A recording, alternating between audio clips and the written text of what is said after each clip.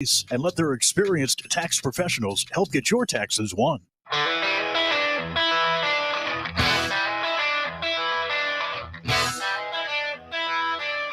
AM 560 KBLU. Russ Clark with you on what is today? Wednesday. It's hump day.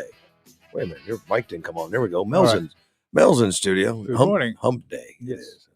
It is. Let me see. Hyundai of Yuma. They are advertising on the show. And get over to 32nd Street. Visit that veteran-owned business. Take a test drive. And a new Hyundai. Mel, I drove by there the other day. I didn't see a truck in the parking lot. But that Hyundai truck is still the fastest selling vehicle out there.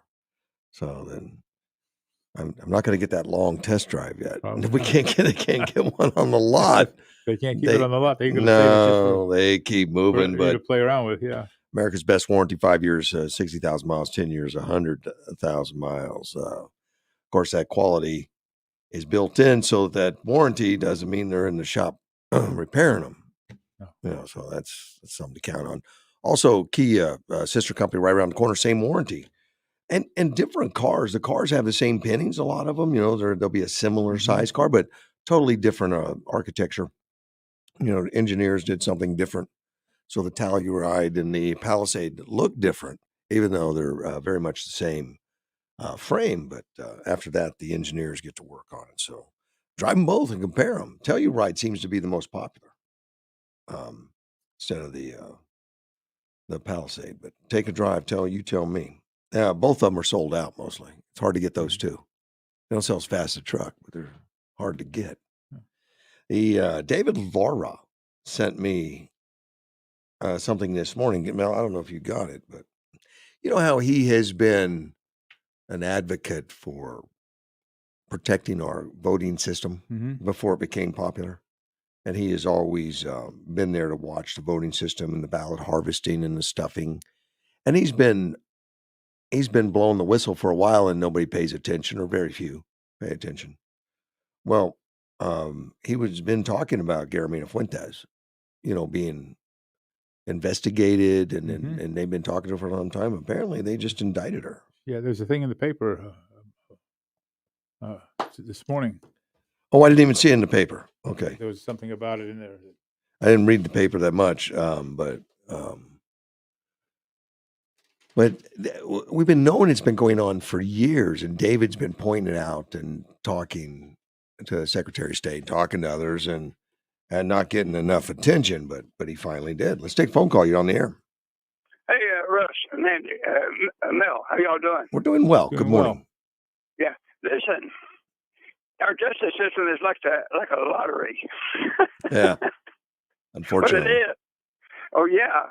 If your number comes up, only if you're a Republican or conservative. Generally, yes. That is heavily weighted. Yes. Those are the only numbers that's in their little bucket. And you roll it, and you draw one out, and that's the conservative guy that gets prosecuted today. Generally, but Guillermina Fuentes is not a Republican. She got indicted. So. Yeah. But what I called you about was the latest is those sorry Republicans. Schumer and all of them are blaming Republicans because they won't raise the debt ceiling. Now, didn't the Democrats win the House and the Senate and the presidency? So how in the hell can this? People are so stupid that they believe this stuff. Well, yeah. Yeah, the Republicans are causing the strip off because they won't raise the debt ceiling. Oh, Schumer's at the front and center on this. Yep. Do people know who's in charge of the government? Democrats. Yes. Yeah. So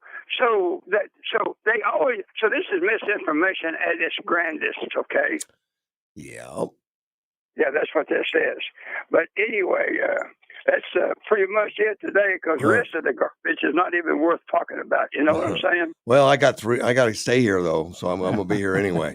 All right. Well, I feel sorry for you. All right, man. Take care. Bye. Bye. Oh, gee, feeling sorry for me this morning.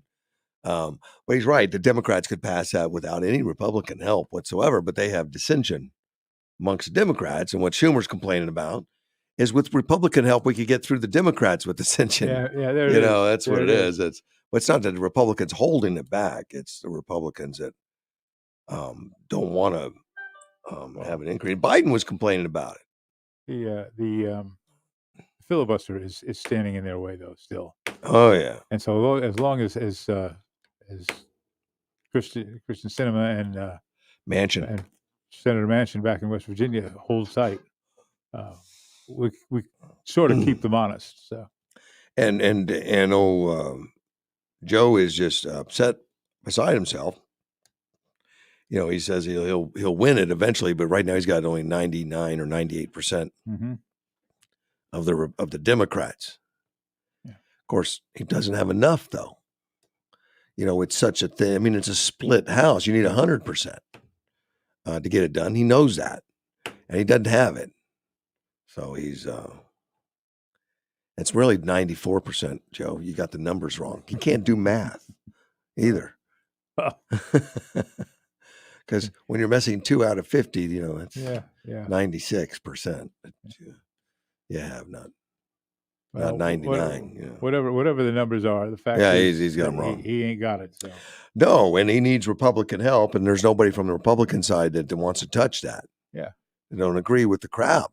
3.5 trillion on top of 1.5 trillion. I mean, that's just abuse. Yeah, pretty soon they're going to be talking real money. You know? And and then not only that, the things are embedded in there: the Green New Deal and the voting rights removal, and that's what's standing in their way. Of course, there's so much junk that doesn't belong there. Yeah, he just said, "Well, I can't get cooperation out of them Republicans." Cooperation for what, Joe? For what? For what, Joe? What do you want to dismantle our voting rights and then integrity anyway?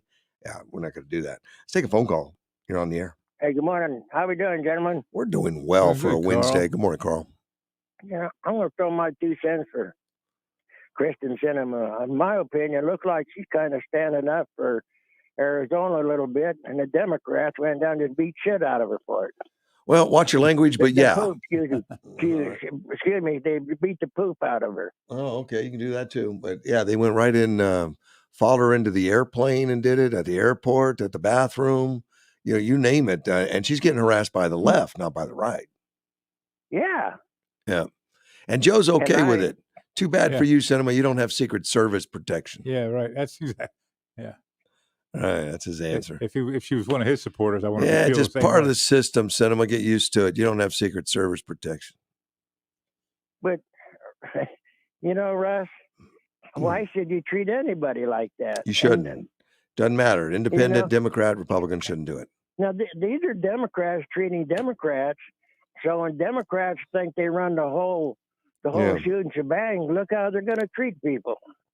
And people can't see that? Oh, yeah. If you're part of the minority, whether you're a minority in the party or minority out of the party, you're going to be harassed. And then they're going to get the FBI to stop parents from harassing educators or the boards. And school board members. Yeah, harassment means you disagree. I disagree. Right. That's harassment, federal charges, you're done. Yep. Yeah, how dare you tell the school how to teach your children. Yeah. And you was talking the other day about abortions and things like that. Yeah. What I always want to tell the people that think abortion is such a great thing, they ought to stop and be just glad as hell, maybe I can't use that word, that their mothers didn't think that way. Yes. Yeah, they got through the system, but now they're not caring about anybody else. That's it. I made it. That's what it basically boils down to. Think about it. The hell with you, buddy. Yeah, that's okay. I know little children running around, and I know older people running around that the parents could have had an abortion.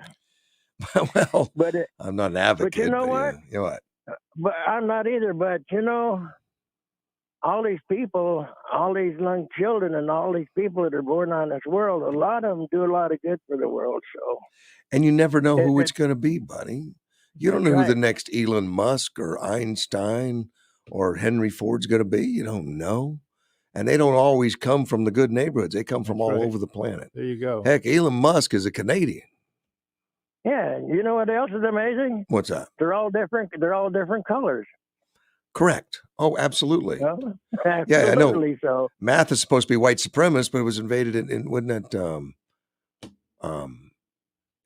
Where was it? Math invaded? Invented math. Wasn't it? It was mathematics. Mathematics. Ancient, it's ancient, but the Arabs. Arabs, okay, the Arabs countries invented math, and even though they call it white supremacy today to teach it, which is just ridiculous, reinventing history and changing our cultures. But yeah, that's right.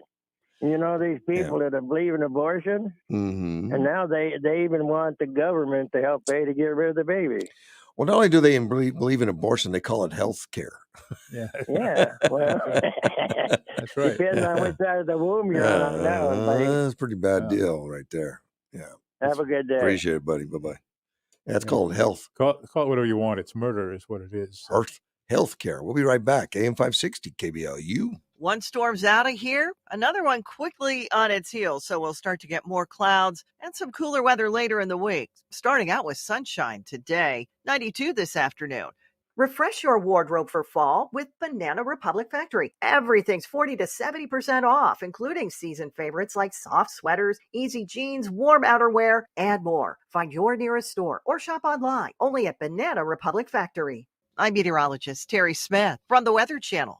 Are you struggling to find quality employees? Tired of placing the same old Sunday classifieds or getting lost in the online job boards and getting the same results?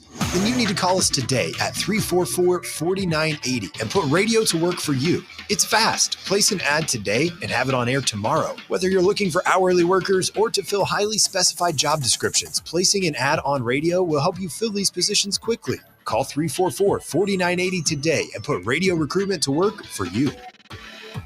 In today's Farm and Ranch headlines from AgNet West, a new competition is looking for innovations that can benefit small farming operations. More after this. When it comes to protecting your citrus crop, growers who use Monecto Pro insecticide don't miss. With 2 complementary modes of action, Monecto Pro delivers proven broad-spectrum control of ACP and other key citrus pests. Monecto Pro is the premier non-neonic foliar choice to protect your citrus crops. Talk to your Syngenta representative or local retailer to learn more. Always read and follow label instructions. Monecto Pro is a restricted use pesticide. AgNet West Radio Network, your trusted agriculture news provider for the state of Arizona. Stay up to date with accurate local and national agriculture news on this station or by visiting us online at agnetwest.com. Get even more connected by following us on Facebook, Instagram, and Twitter by searching at AgNet West, and our team of Brian German at Brian German AgNet West and Danielle Leo with at D Leo AgNet West. Created by the Community Alliance with Family Farmers, the Small Farm Innovation Challenge is now in its second year. The competition is inviting submissions for any type of innovation that can help provide assistance to small-scale food producers. Submissions will be accepted from farmers, students, engineers, and anyone who has an innovative new idea to help the ag industry. Entries in previous years have sought to address issues of soil health, water efficiency, packaging, and farm marketing. There are 2 different categories open for submission. The entrepreneurial track is designed for those developing commercial products. The DIY track is for those who want to freely share tools and innovations that any farmer can make themselves. The submission deadline for this year's challenge is November 1st. The winners will be announced at the California Small Farm Conference coming up in February of next year. I'm Brian German for AgNet West Radio Network.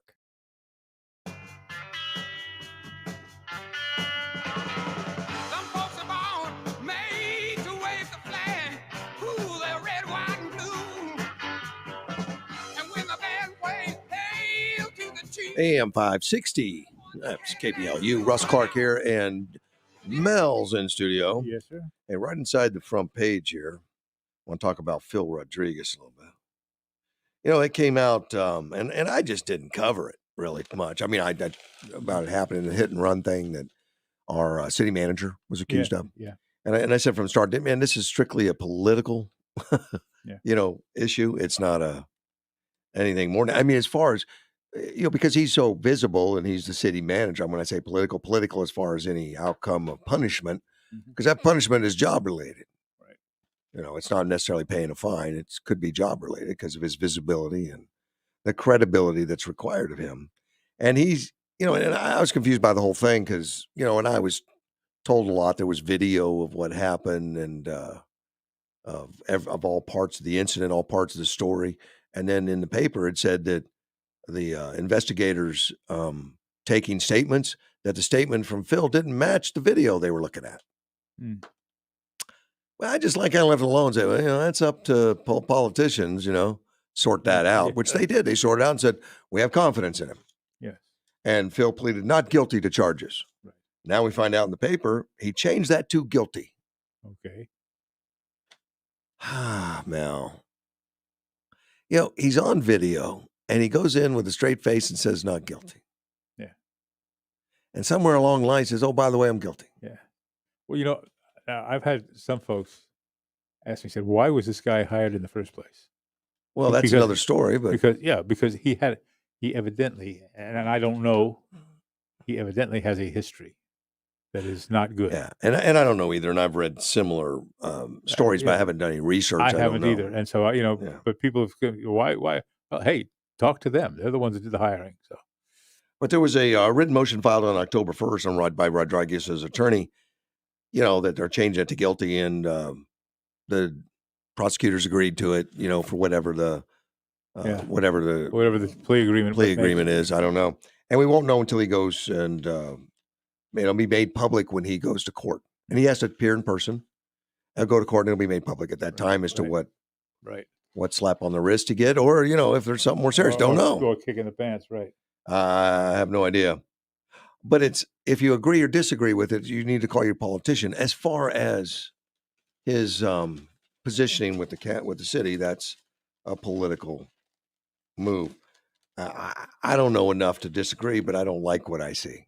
No. But I don't know the whole context of it that, the politicians get an executive session where they listen to all sides of it. Like, what's he doing for the city? Is this big enough to cause a disruption to his services? Those kind of things.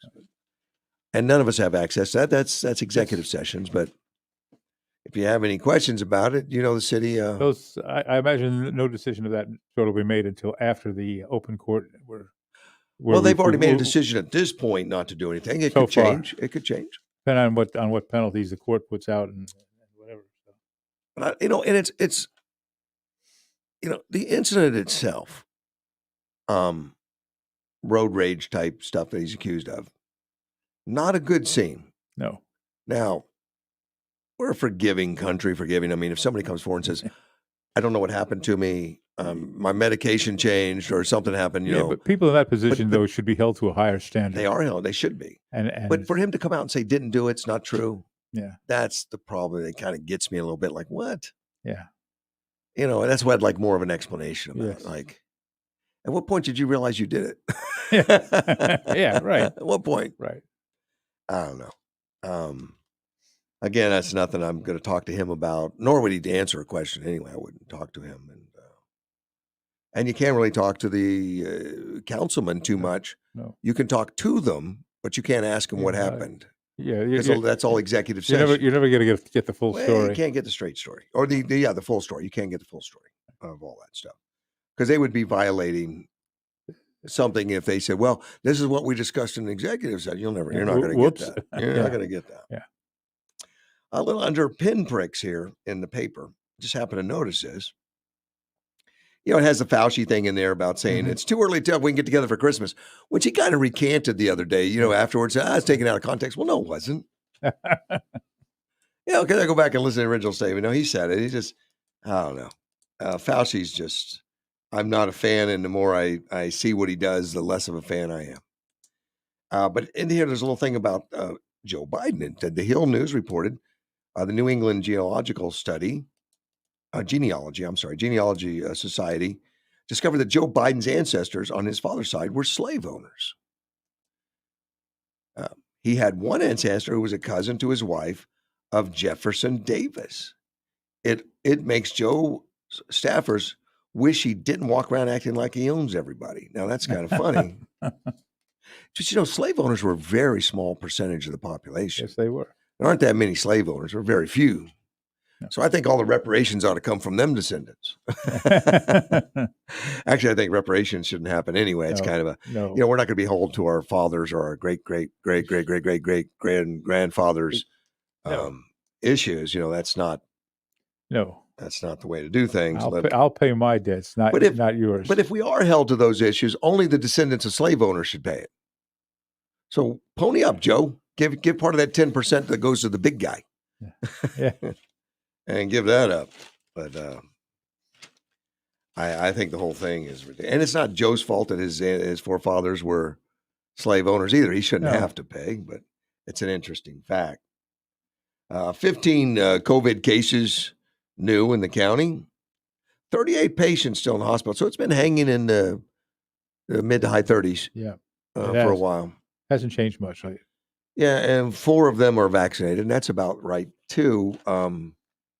There's been 10% plus of vaccinated in there. Yep, that are in there. 13 patients in ICU. 15 total people in the hospital on ventilators, and they only have 103 available, but they have 50. Yeah, better be careful. And I think, when this thing first started, didn't we only have like 50 available? Now something like that. Yeah. I guess they made so many they had to pass them out, and everybody's got them, but we never needed them. No. Found out that using a ventilator on the COVID patients was counterproductive in many cases. Yeah, kind of like a lot of people died from that. Killed them. Yeah. Yeah. That's counterproductive. Yeah, we shouldn't do that. Yeah. Whoops. We shouldn't do that. Well, maybe that's why the survivability of COVID keeps going up, as they figure out things not to do. And starting to treat it, Mel, the treatment of COVID is basically just go home and sleep it off. And there isn't, other than the frontier doctors that say, hey, take this vitamin D, zinc, some ivermectin, breaks the fever and all that. And, they're doing better than the hospital patients. Yeah. Hospital doesn't get that routine now. They came out with the Remdesivir, and we know in Florida they're just kicking butt with the Remdesivir and doing well. Mm-hmm. The deaths have fallen off to really low. Yeah. And then Joe Biden took it away, so I don't know what's going to happen. And then ivermectin is still illegal, except in the hands of the frontier doctors, and they're saving a lot of lives. Yeah. But good news is Pfizer and Merck are making their own ivermectin drug. They're just changing a little bit of one of the molecules. And they're going to come out shortly with a brand new on the market miracle drug that we've been using since the 70s. But it's going to be a brand new, they added some red dye or something. Yeah, that's a different color pill. And they're going to say now it's safe, and it's $1 million, instead of a nickel. But it's safe now. But it's going to be ivermectin is what it is, and the molecule change was very minor in those things, basically to change the color. Yeah, just enough so they could put their own patent. But they're rushing it through. They're trying to get FDA approval real fast for emergency use. Right. And it's already been this miracle thing. Like, oh my God, I can't believe we discovered this. Well, they've been using it in India very successfully and all over the world, and very successfully. Yeah. They've been using it in this country since the 1970s. It's just been called ivermectin. And it's cheap now because the patents have run out and it's generic. Mm-hmm. Can't sell the cheap stuff. No one makes money in that. Oh, there you go. That's the problem. I mean, they make money. They don't make big money. We got to make billions, not hundreds of thousands. Yeah. Make billions. So it's part of that capitalism I just detest. This one's just wrong. We're talking lives at stake. And how many people we lost already over this whole nonsense? Because of misinformation. And the misinformation is coming from the people you wouldn't think. Russ, we really don't know how many we've lost. Because how many of them were claimed that they said it was COVID, but it wasn't. Yeah, I know. I mean, so we don't really know what the numbers are. We're having to depend on them to being honest with us with the numbers. They haven't been honest with us with anything else. Why should they be honest with the numbers? And George Braun writes in how many were exposed to illegal immigrants too that got COVID and died from it. Yes, sir. And we know, we're getting like over 200,000 a month in, and 10% to 20% of those, depending on which one you listen to, are infected. Right? And coming to a neighborhood near you. Yes. Very soon, coming to a neighborhood near you. And the Border Patrol knows where they're going. I'm sure they have records somewhere. Heck, we kept records in the Civil War. We know how things moved around. Yeah. Well, now they're saying, well, I'm not sure. I don't know. They testify. I don't know. You know how hard it is to keep records with today's technology. Yeah. Yeah. Well, we have better Civil War records than we do modern records. And then comes to moving immigrants probably around. Do. Well, I think they exist. I just don't think they exist for public consumption. Well, if the public knew the truth, they'd probably there would be an uprising. So we're dumping these illegals in communities, complete with COVID, and not telling anybody. Yeah. And then we just freak out if someone doesn't have a mask on. We arrest them. That's about it. That's about it. Yeah, I have a friend whose mother was arrested in Georgia. That's right. Yeah, she pulled her mask down to blow her nose. Oh, really? Huh. And they put her in detention. I mean, they took her away and put her in detention because she didn't have a mask on. Now, and a lot of people, the mask, the research shows it doesn't work for viruses. I mean, it's not going to protect you from a virus. But the people come out, yeah, but it stops the large droplets, like when you sneeze or something like that. Well, no one keeps a mask on if they're going to sneeze. That's gross. Yeah. and they don't really discuss that.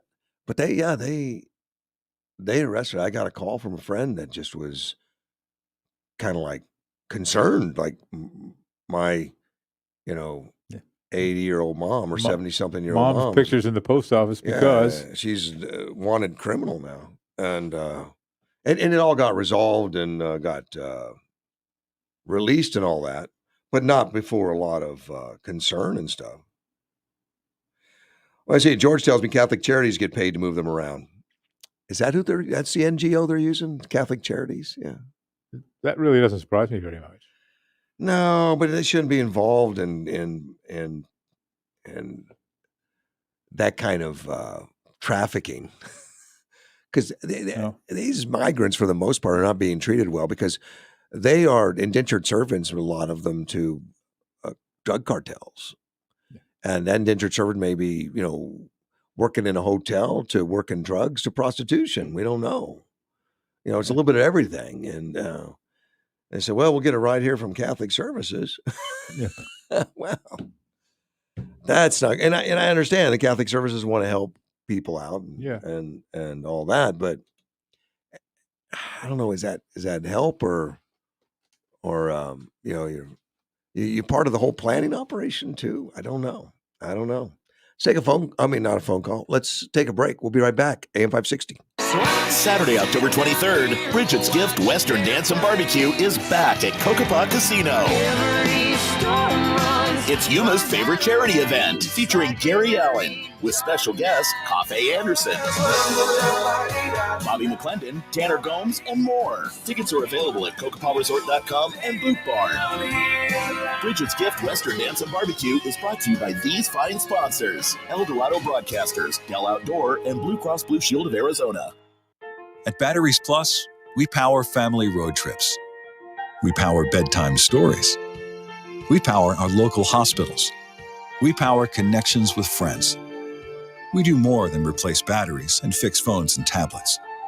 We help our neighbors power their lives. How powerful is that? Visit Batteries Plus for free auto battery testing and free installation too at most locations. See batteriesplus.com for details. Grown-ups devise a plan and follow it. Children do what feels good. Take responsibility for your family's future and get your estate in order. Call my friends Sean Garner and Adam Hansen, attorneys at the law firm of Deason, Garner, and Hansen. Sean and Adam believe in giving free education to help people make smart decisions about their assets and leave a legacy for their family that they can be proud of. Schedule a consultation today. Visit YumaEstatePlanning.com. Explore the great outdoors this fall with Kokopah Casino. Each drawing, you have the chance to win great outdoor prizes, cash, or rewards play. Drawings every Sunday, Wednesday, and Friday through October 29th.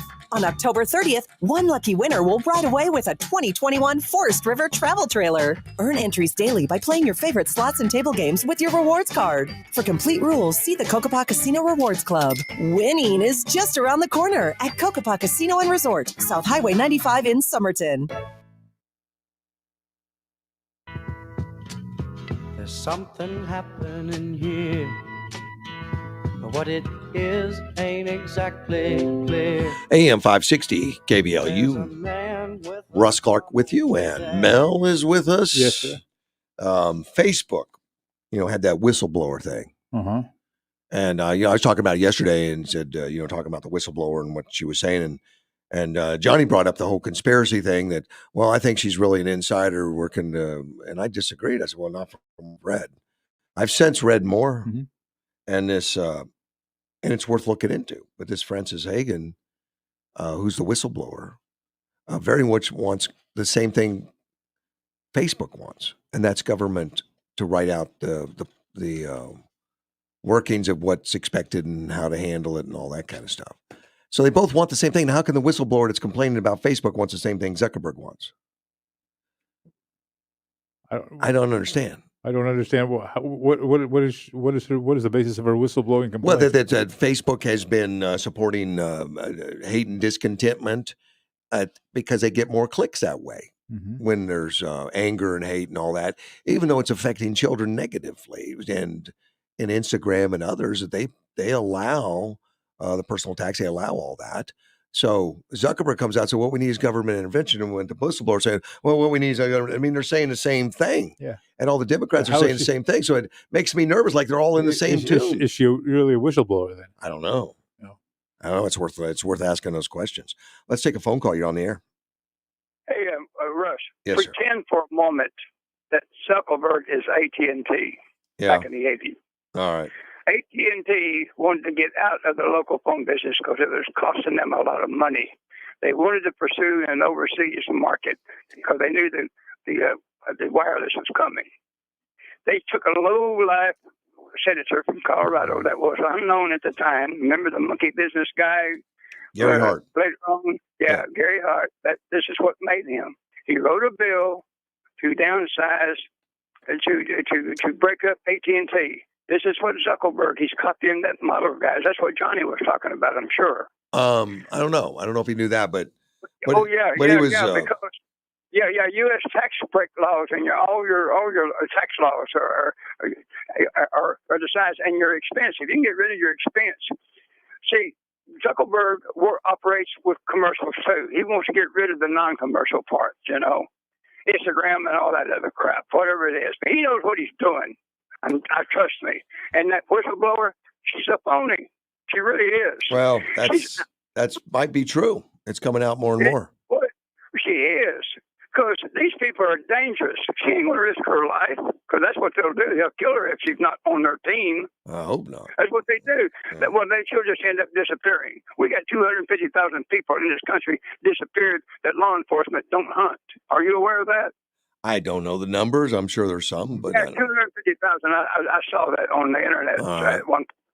250,000 missing persons, and no one cares. The only one they care about is this Petito girl, the one that Laundry is supposed to have killed. That's the only one they care about. And Jimmy Hoffa is in there too.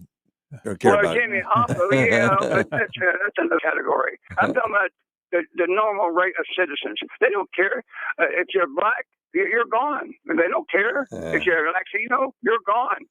But they picked this little white girl to go after her. Yes, they did. Okay. I don't know what. That's what they do. I'm tired of hearing about that news. Yeah, I'm tired. Yeah, but anyway, but remember, Gary Hart and this girl, we've got a lot in common here. All right, buddy. Thank you, sir. Yes. Bye-bye. Jimmy Hoffa is one of them. They're still looking for him. I don't know where he is. Not very hard, though. Well, it's been a while. Was that back in the 70s or something? It's been a while. Yeah, it's been a while. They dug up a little bit of Giant Stadium, thinking he was buried there or something. Somebody claimed that he was in the end zone. Yeah, in the end zone. Yeah, they didn't find him. No. They didn't look. But this whistleblower, we need to keep our eyes open and watch it. They're going to have some. And all of a sudden, both parties embraced the whistleblower. When was the last time both parties embraced a whistleblower? Yeah. Usually one defends him and the other one is asking, the other one's saying, tells more. Yeah. And on this one, they seem to be all in it together. And so that's going to make the Republicans standing back like, wait a minute, this doesn't feel right. Yeah.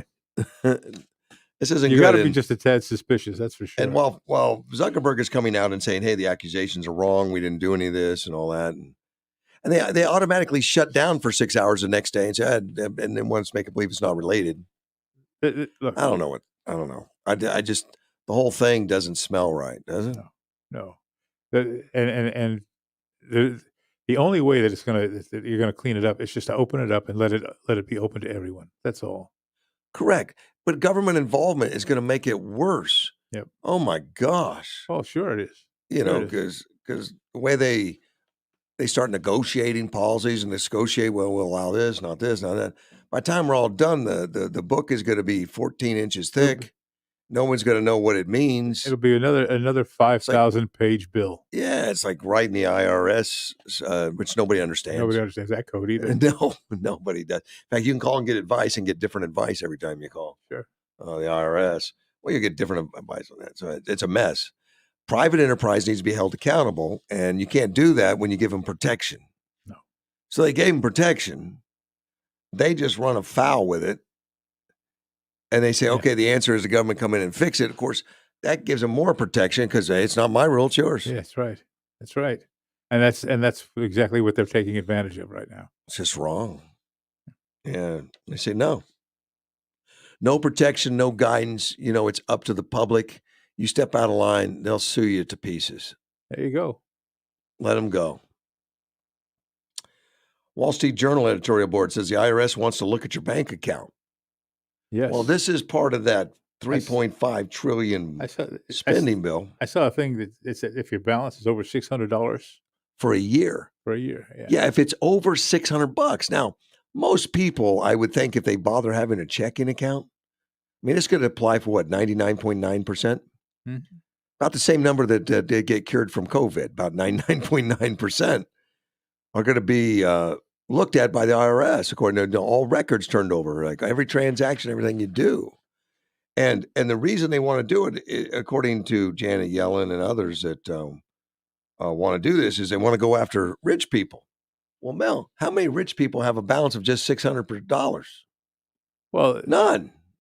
I don't consider myself especially rich, but you got more than $600. More than $600 in the checking account. I mean, got to pay the rent. You know, they're going after wealthy tax dodgers by getting actually complete access to your private accounts, private banking accounts, right? Because they want to go after wealthy tax dodgers. Now,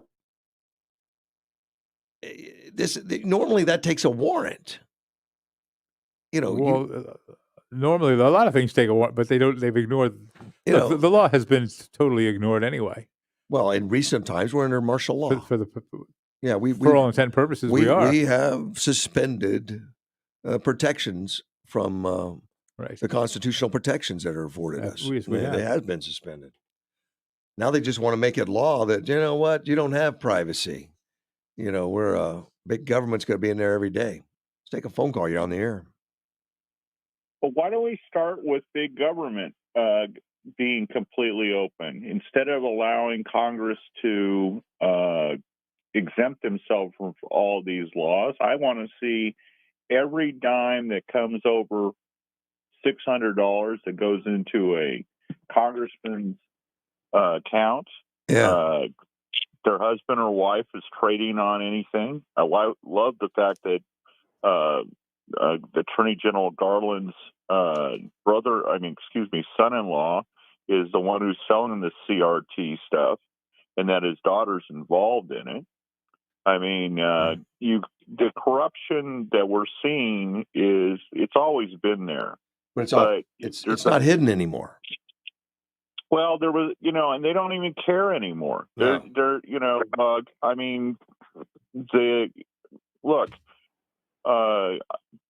Edward Garrity's probably the best investor I've ever met in my entire life, but he can't do 70% return on investment like Nancy Pelosi's husband does. I mean, that's just insane. Wow. When you look at how these guys, the amount of insider trading that was going on, the whole list of people that made money off of the pandemic before, invested in Amazon,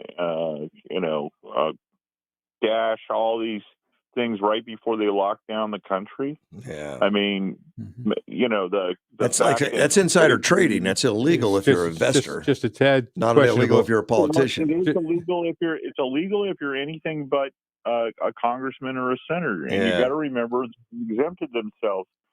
vaccine mandates, well, they're exempt from it. Mm-hmm. I mean, right. and it is really kind of funny because of the fact that when they tried to decide that they were going to put vaccine mandates on staff and the Congress, the judiciary, and everything else, immediately everybody just says, then we'll quit. Well, first off, these people aren't getting paid that much as it is. The dirty little secret in Washington, D.C. is that the whole country is run by 20-somethings that don't even make minimum wage for the amount of work that they do. Yeah, not true. So, I mean, it is interesting. But yeah, I mean, when you go through just every single thing of how much money these people do, and you got to remember, my favorite one is it's got to be Harry Reid. Harry Reid started $200,000 owing when he became a senator, retired with a net worth of over $160 million. And that's not counting what his family came through. Now, if you remember the Bundys out in Nevada, I was one of the lawyers that was sent out with the Cattlemen's Association when they tried to throw him off the land. Now, the Bundys had been in a lawsuit with with Nevada over the amount of they were going to pay on their grazing rights. But the thing was that Harry Reid's son had a solar array. In order for this to work, they had to take land that was already in federal thing out of production. So the idea was to throw the Bundys off of the land, and then they could take that and use that as an offset to put up the solar. We showed up, the lawyers were with the Cattlemen's Association, and the BLM and the ATF and the FBI showed up, and the sheriff took all their weapons away. And they said, well, you can't take our weapons away. We're the BLM. We have a badge. And they said, okay, well, then talk to the judge. And so the federal judge threw him the Constitution. He says, where in the Constitution does it say BLM or ATF or the FBI is even mentioned? Where do you guys get the ability to carry weapons in this jurisdiction? And they said, well, it's not in there. And he goes, okay, but they're all armed out there. And he goes, well, I can find that. That's the Second Amendment, and it's to keep the government from doing what you want to do. Mm-hmm. And when they went out there, these guys lit them up with laser sights, and they left. Anyway, that was 2 weeks later that Harry Reid didn't take his Capitol Police escort when he went up to Pahrump, which, by the way, is where all the guys went after a casino. And that's when he ended up in the emergency room with 4 broken ribs on the left, 3 broken ribs on the right. And it was a rubber band accident. I know. Yeah, broken occipital bone. Yeah, I think Moose and Rocco worked him over. But what actually happened out of the whole thing was he wasn't able to come up with the array, and that's when he retired. But he's still retired with a gob of money. I know you've covered a lot of material, but I just want to get it straight. You think Edward would be a better investor if he married Nancy Pelosi?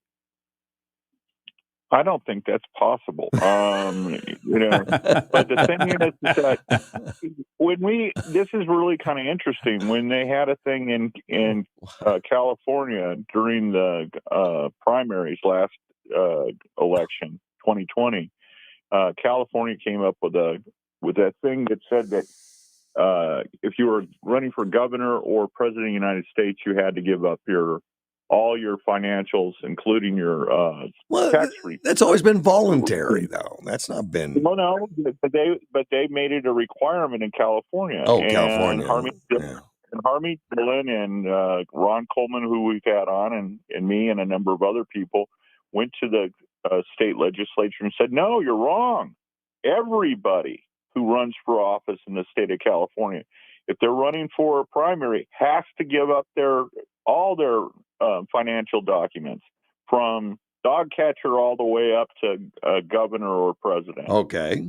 Well, Einstein and Pelosi, they weren't going to open that up, and they killed it immediately. So, it all depends on whose ox is being gored, I guess. So anyway, appreciate it. Buddy. Yeah, the corruption that goes on in this, it's not that, one of the things was, and Peggy Noonan wrote a really good article, the gal who was Ronald Reagan's speechwriter. She wrote it after the Cologne matter, where the people were, all those girls were molested by the immigrants in Germany, in Cologne, Germany. And one of the things was, we used to have a deal in this world. Yeah, okay, the ruling class, political class, made extra money. Their families did this. We knew about the corruption and everything else, but they protected us against things.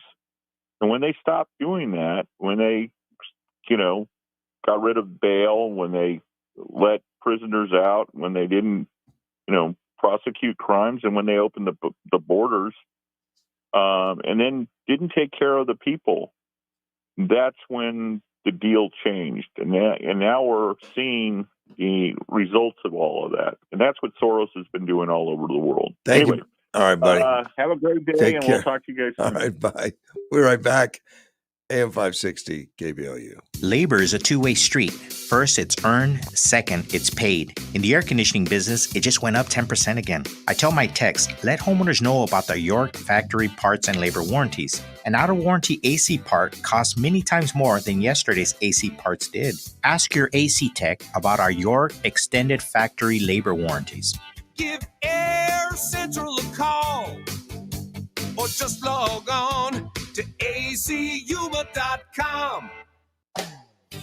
Arizona Marketplace is Yuma's largest outdoor market, open to the public November 4th, accepting all vendors' applications now. Our clients are requesting products and services like kitchen supplies, golf equipment, handmade jewelry, massage therapists, pet grooming, nail salon, hair extensions, and more. Call now for your reservations at 928-328-1088 or visit azmktholdings.com. Arizona Marketplace. Hey, what's up? I'm Aaron Lewis. Join Big and Rich, Eddie Montgomery from Montgomery Gentry, and myself on Saturday, November 6th at the Ak-Chin Pavilion to remember and honor our veterans. Join Aaron Lewis, Big and Rich, and Eddie Montgomery's Salute to American Veterans, Saturday, November 6th at the Ak-Chin Pavilion. Tickets are on sale at Ticketmaster.com. God bless the USA. When facing a life-limiting illness, choosing the right hospice provider can be confusing. Not all hospices are the same. When patients are just a number or a dollar sign, care just isn't what it should be. At Hospice of Yuma, their focus is on you. As the area's only nonprofit hospice provider, their mission is to serve and ensure that every patient and family gets the best care and support. Choose Hospice of Yuma for you and the care of your loved ones. To receive the best hospice service in Yuma County, call Hospice of Yuma at 343-2222.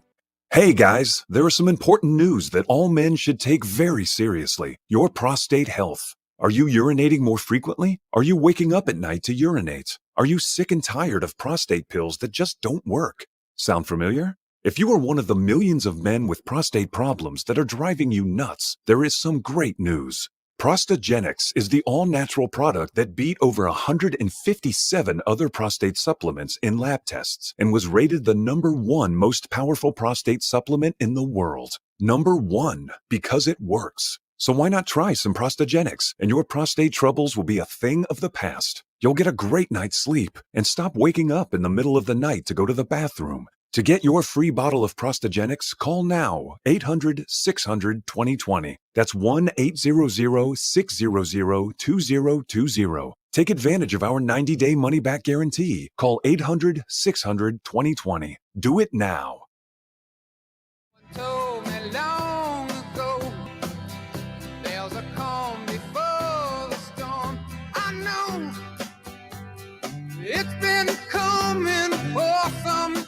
AM 560 KBLU. Russ Clark back with you, and Mel's here. Yep. George was long-winded today. Chicago shooting. The mayor, Lightfoot, is not happy. And Mel, we've been watching this Chicago nonsense and Mayor Lightfoot for some time.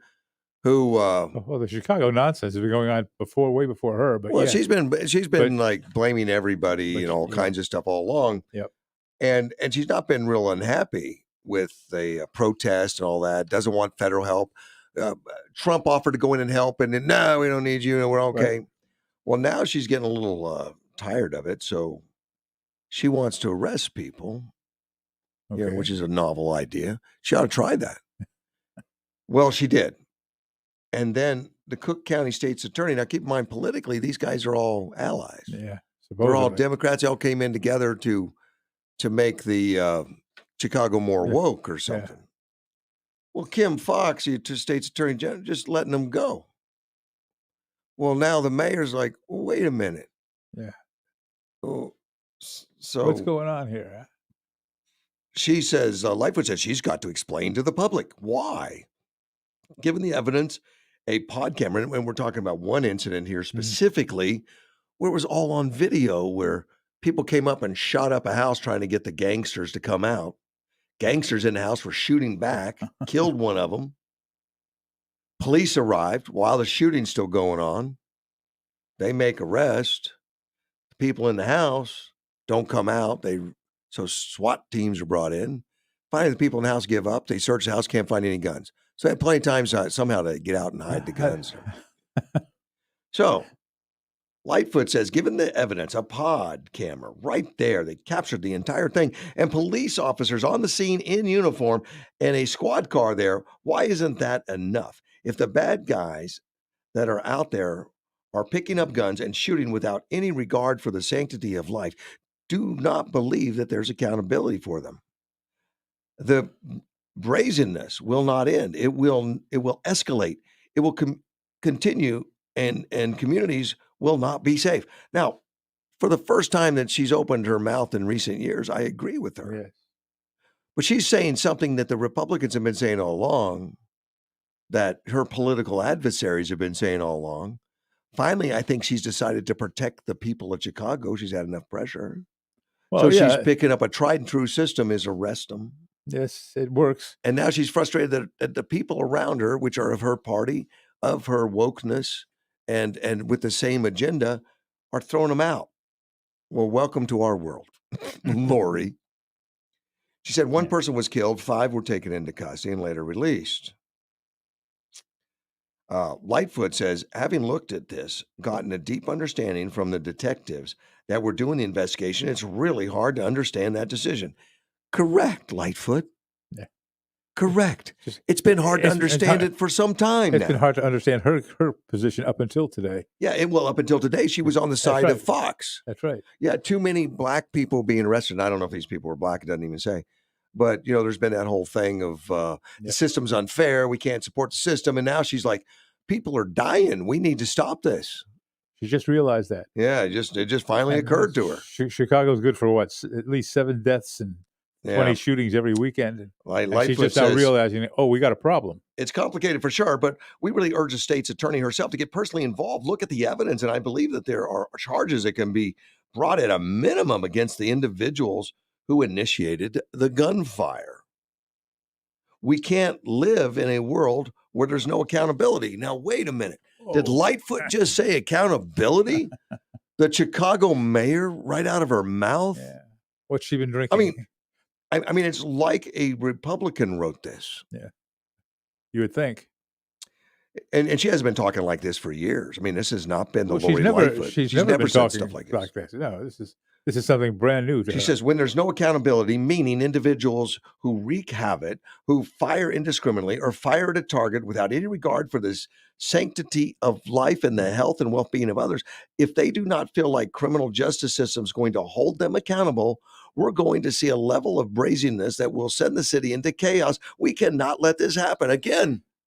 Oh my goodness, where have you been? It's a situation that has existed in Chicago for the last and San Francisco years. With the shoplifting and everything else, holding nobody accountable. It seems to be what the left is doing. Is Lori going to change her political party? They're going to throw her out. She keeps talking like this. It sounds like it, doesn't it? But this will only be temporary, though. And Fox defends it. Well, as a former prosecutor, she should understand this. Mm-hmm. Well, they're probably all confused. Like, wait a minute. Lori Lightfoot is talking like a Republican, a pro Law and Order Republican. Oh my God! Shame on her. What is going on? We'll be back. It's top of the hour. AM 560 KBLU. Because the flag still stands for freedom, and they can't take that away. And I'm proud to be From the 1 Hour Air Conditioning and Heating Studio, this is News Talk 560 KBLU, Yuma. Another city is readying a vaccine mandate. I'm Dave Anthony, Fox News. The Los Angeles City Council will consider today what other places like New York and San Francisco have already done. A COVID vaccine requirement for anyone who wants to go out to a bar, or restaurant, or gym, or salon, or entertainment events. More mandates will soon take effect, including a November 22nd deadline by the Pentagon for civilian employees to be fully vaccinated. But some states are also considering banning vaccine mandates, including Utah, where officials are framing it as an economic decision. Fox's Steve Harrigan in Idaho, Lieutenant Governor Janice McGeachin issued an executive order to also ban employers from issuing COVID vaccine mandates. She did so while Governor Brian Little's out of state. While both are Republicans, Little says he'll rescind her order when he returns.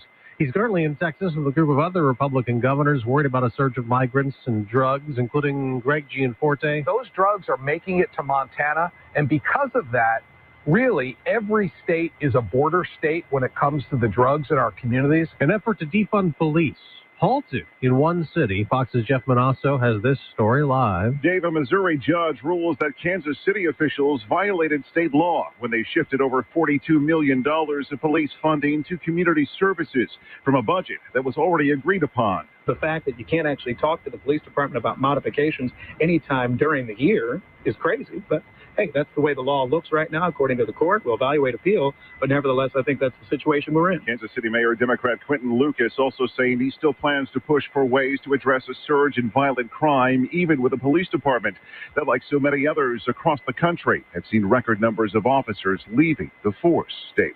Jeff, another vote could fail today at the Senate as Republicans say Democrats need to find a way to suspend the debt limit, which the U.S. could hit in 2 weeks on their own.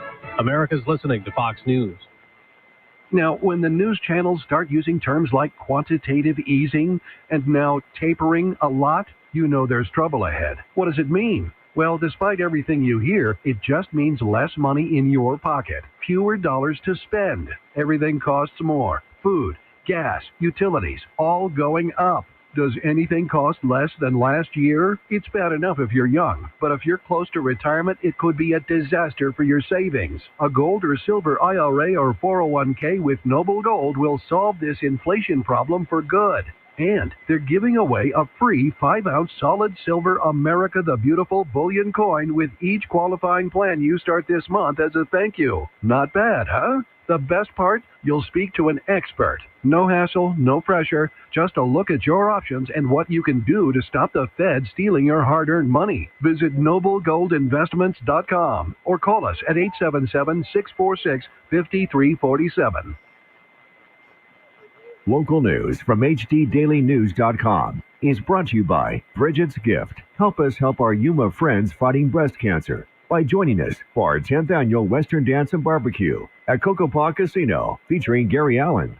Here's the news in 60 seconds, YumaDailyNews.com.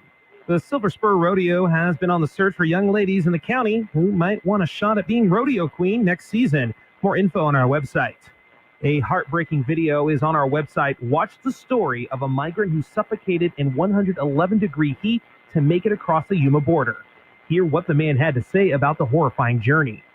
New on the website, the Arizona Farm Bureau says Arizona apples are the sweetest around. You can read all about the delicious snack at YumaDailyNews.com. It is also National Apple Month. Fun fact, the city of Yuma is hosting their 5th binational bike ride. Find out more info at YumaDailyNews.com. And Yuma Daily News brings you Cheap Gas Tuesday, every Tuesday at 7. Looks like the lowest in the state is $2.66. We found the lowest price at a Marathon on East Main Street in Somerton for $3.17.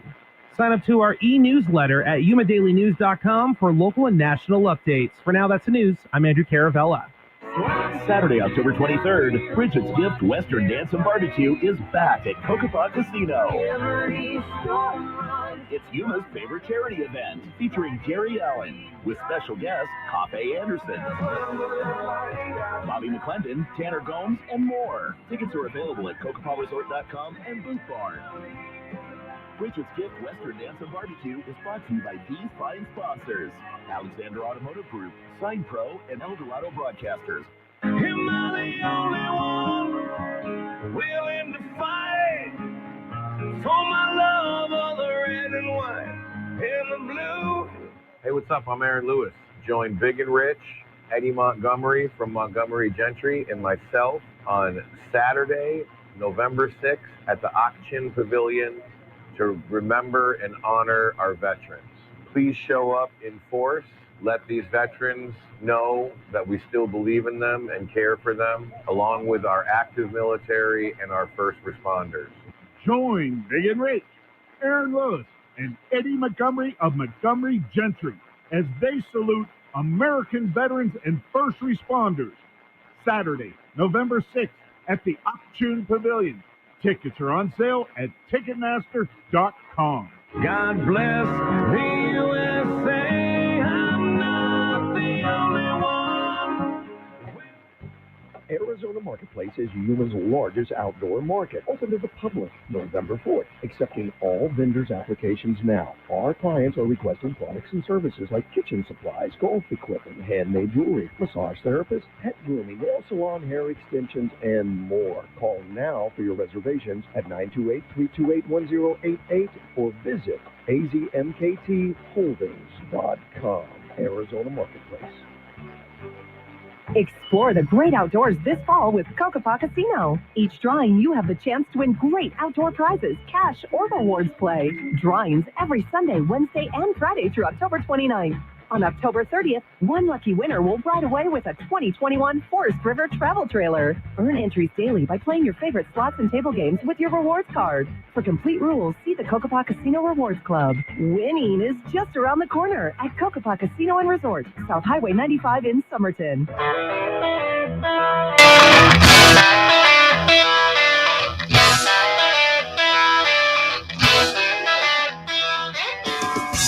AM 560 KBLU. Russ Clark with you. It's 7:07 on a Wednesday morning hump day.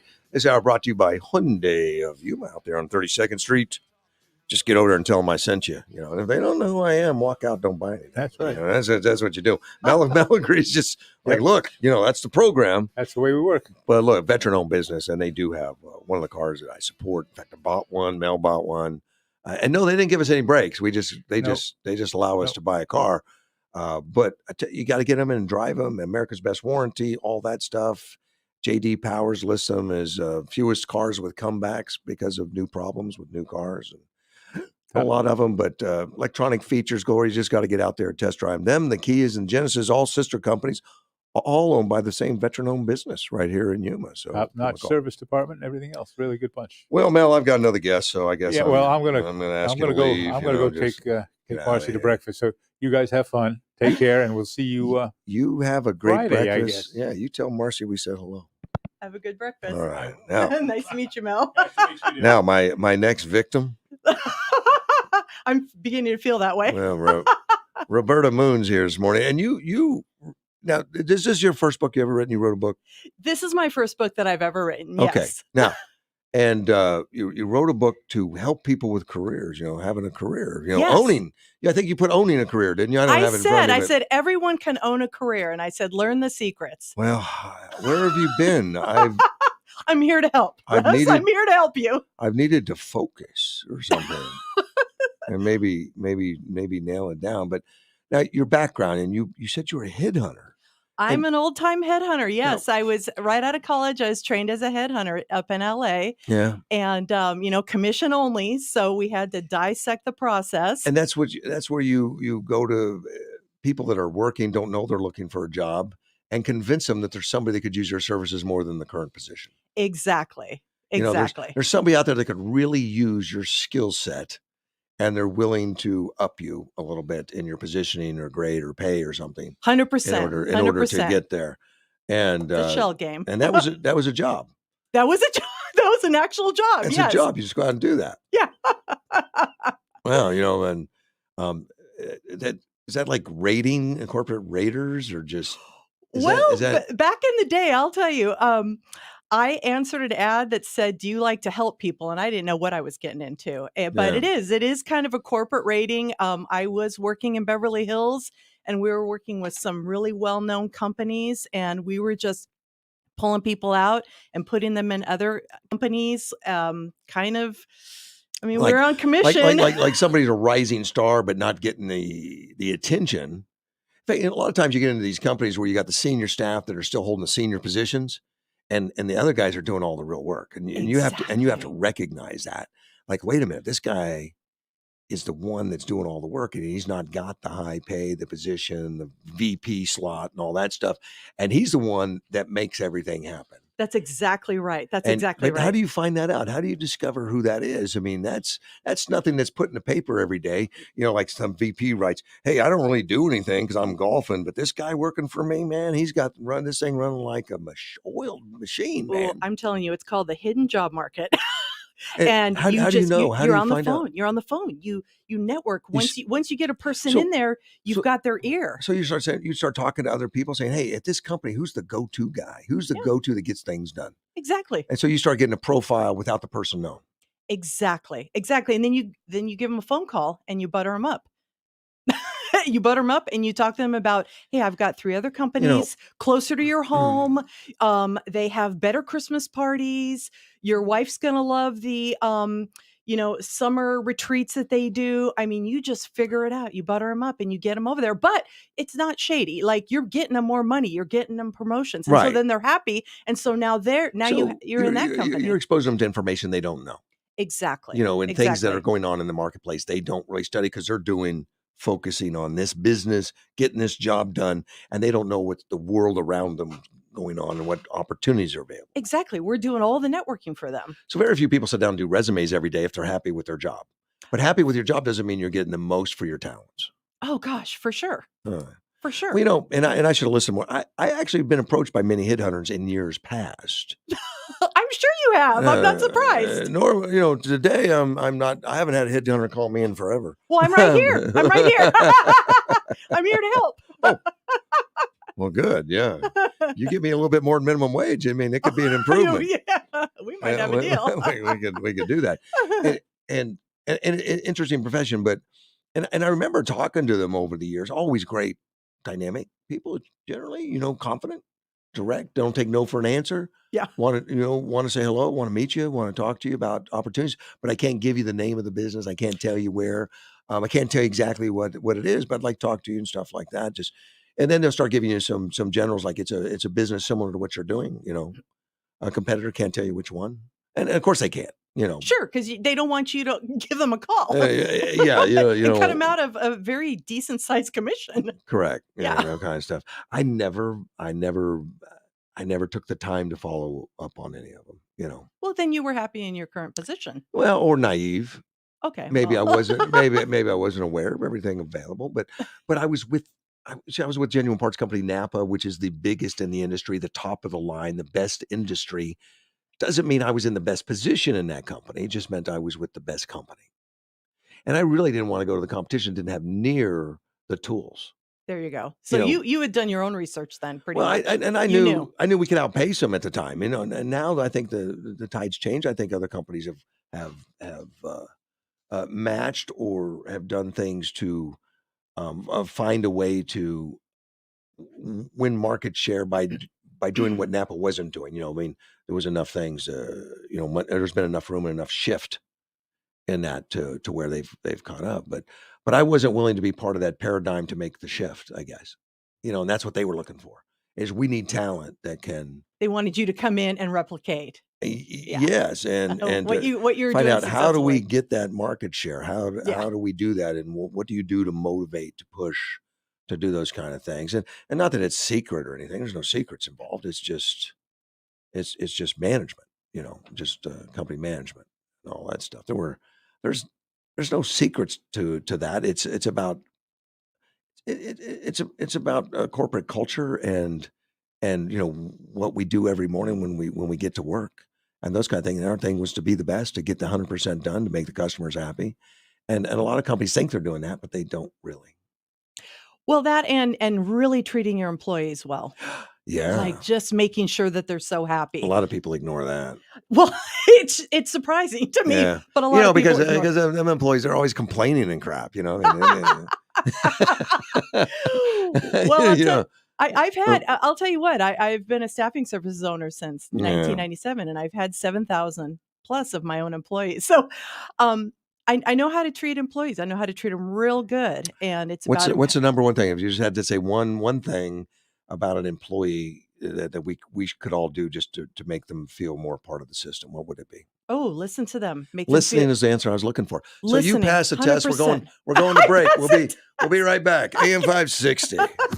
United Toyota wants to buy your vehicle, and we'll pay you top dollar for it. We'll buy your car even if you don't buy from us. Don't wait and miss this great opportunity to sell your car for more than it's worth. Bring your car to United Toyota on Highway 86 at Ayton Road for a quick appraisal and drive home in your new ride or with a heavier wallet. Shop the car you want, where you want, and get the price you love. United Toyota will buy your car. Come by and say hi or shop us online at UnitedToyotaImperial.com. In today's Ag Business Update from AgNet West, hundreds of Farm Credit members and staff from around the country will be heading to Washington, D.C. this fall for the annual Farm Credit Fly-In. More after this. You're going to need me. You're going to need us. All of us. You're going to need our help with your water, your air, your food. You're going to need our determination, our compassion. You're going to need the next generation of leaders to face the challenges the future will bring. And we promise we'll be there when you need us.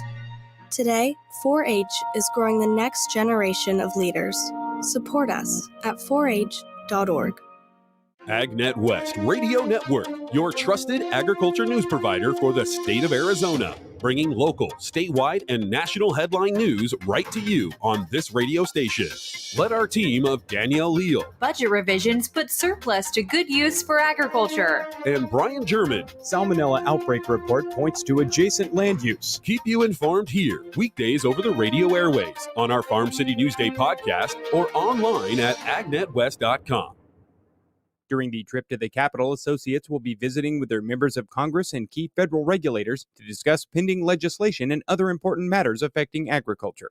The 2021 Farm Credit Fly-In is scheduled for November 2nd and 3rd at the JW Marriott in Washington, D.C.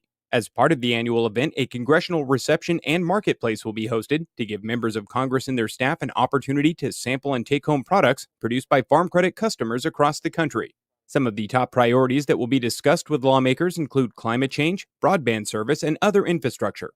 Colusa Glen Farm Credit CEO Tim Elrod said that lobbying over the past year during the pandemic has been essential, as the change in administrations and congressional leadership has led to numerous initiatives that could affect farmers and ranchers.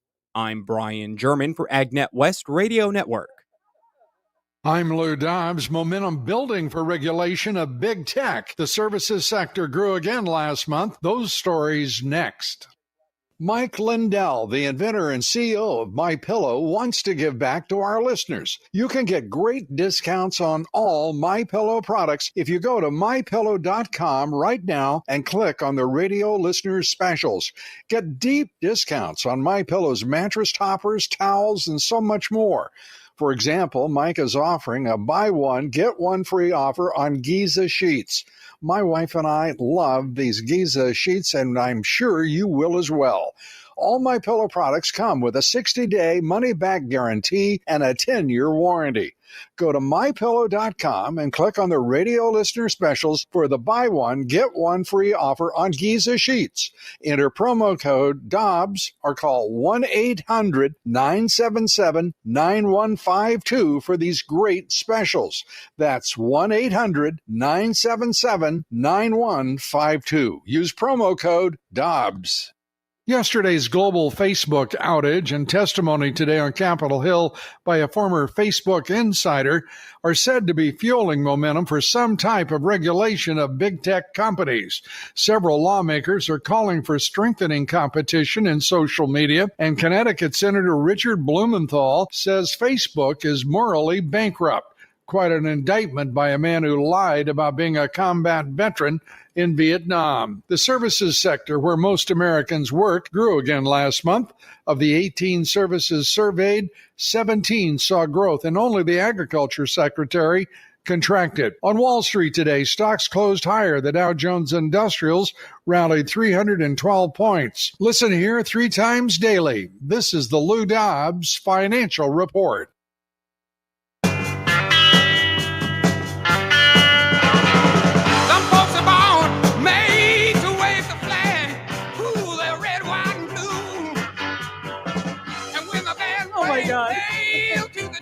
AM 560 KBLU. Russ Clark back with you. It's Wednesday morning.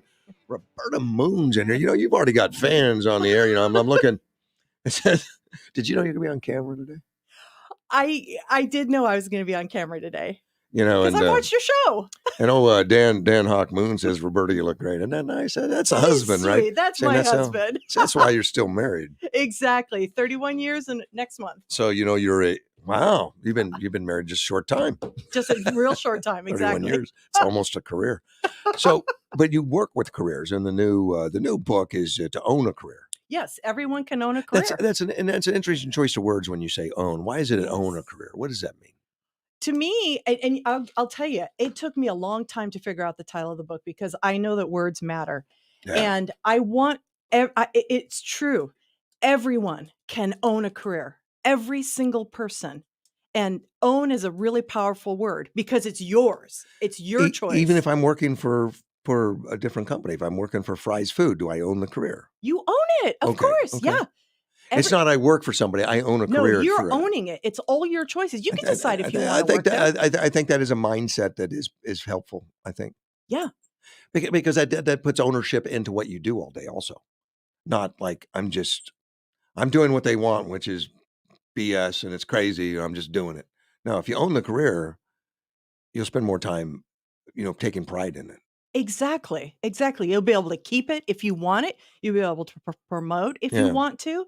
All that stuff. Yeah, and if your career is to make a business better and to make the employees better, then that's what you'll do regardless of the situation and the guidelines that you have to live in. If your career is just, to make everybody angry, you're doing well.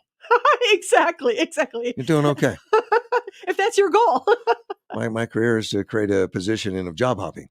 Oh, that's what I'm all about. There you go. Okay. But that's not your book. Your book is more positive, I take it. Yeah.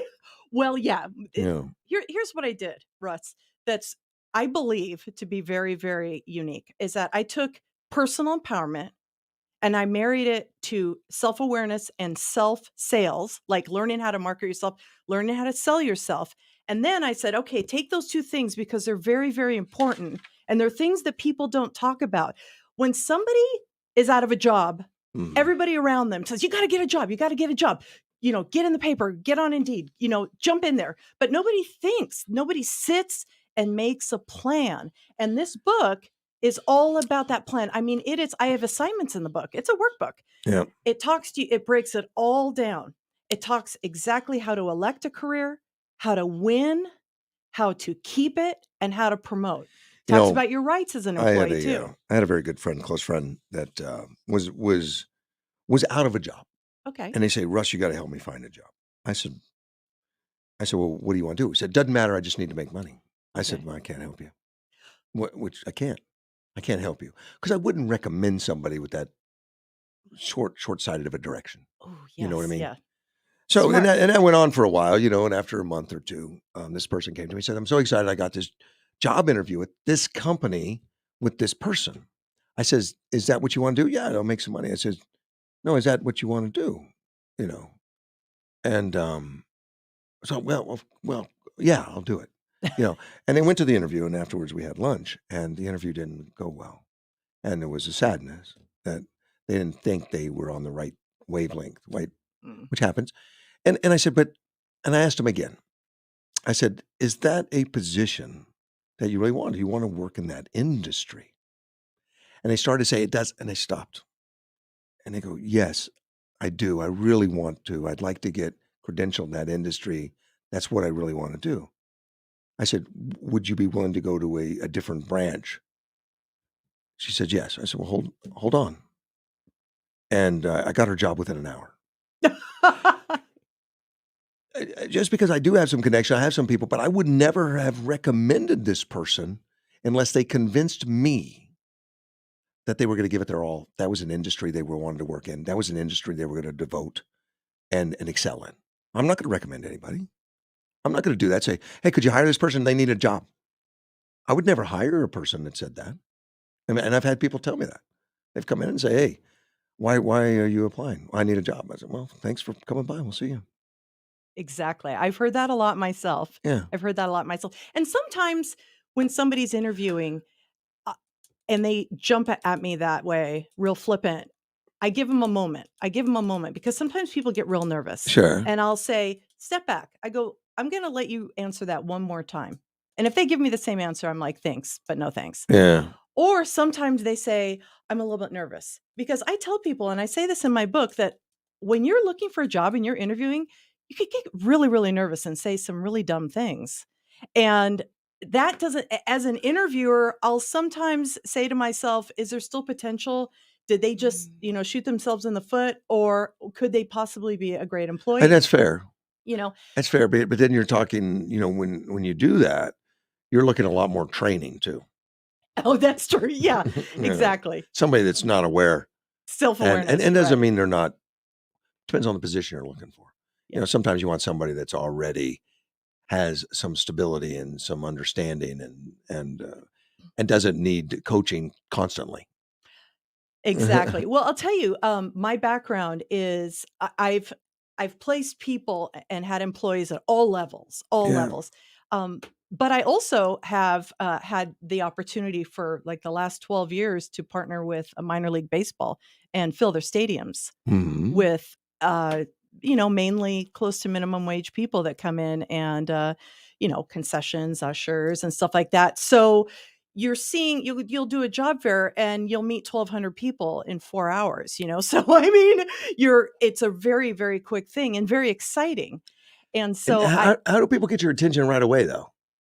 Oh boy, I'll tell you. What is a key? Like if they walk up and I want to get your attention in a positive way.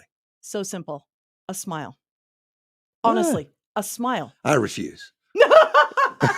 I mean, it is as easy as that. What? I tell people, I'm like, okay, like I will stand there in front of a person and they'll have that, deer caught in the headlights look. And but they'll come in, buttoned up. You could tell that they took time to dress up and they're there and they're looking you in the eye, but they're scared. And I'll say, okay, let's reel it back. I need to see a smile. Come on, you can do it. You can do it. Tell them, you coach them right there? Right on the spot. I can tell you 1,000 people that have been coached by me in a smile. Has anybody been able not to smile? Actually, no, because I'll just stand there until they do, and it might be just like a scared smile. But if they walk up with one, that's that's such a big thing. Okay. Yeah, and then if they shake, I know COVID kind of screwed this up with handshaking, but I still do it. Yeah. Oh, yeah. I love handshaking, and it's really important. For years and years, I would go and coach high school students because I employed a lot of high school students in first impressions and handshaking. I would stand there. There'd be a line of 50 people, and I'd be doing handshakes, and I'd be going, okay, give me a handshake. No. Come on, a little bit harder, a little bit. Come on, let's do a little. I mean, I'd just be coaching them in how they place their hand because that's a lost art. I mean, I learned how to handshake by my grandfather, who was a politician. He showed me when I was a teenager. Well, and something I've learned on handshake, and this is Tony Robbins too. Okay, yeah. Real familiar with Tony Robbins. Is rapport and matching. I mean, if somebody comes in with a strong handshake, you want to reciprocate. If somebody comes up with a weak one, let it happen. Don't try to change them. You've got to figure out your surroundings and where you are. Very good point. So there is no one handshake. There's a multitude of handshakes depending on the atmosphere, the positioning, and the culture of the business you're in. I totally agree. And there's some salesmen out there that are just freaking annoying. And they think to be a salesman, you got to talk really loud, boisterous, lean forward, grab someone's hand, and shake them until their teeth rattle. And they're wrong. I agree. I'll tell you what, I've had a lot of success in my life as being kind of a soft salesperson.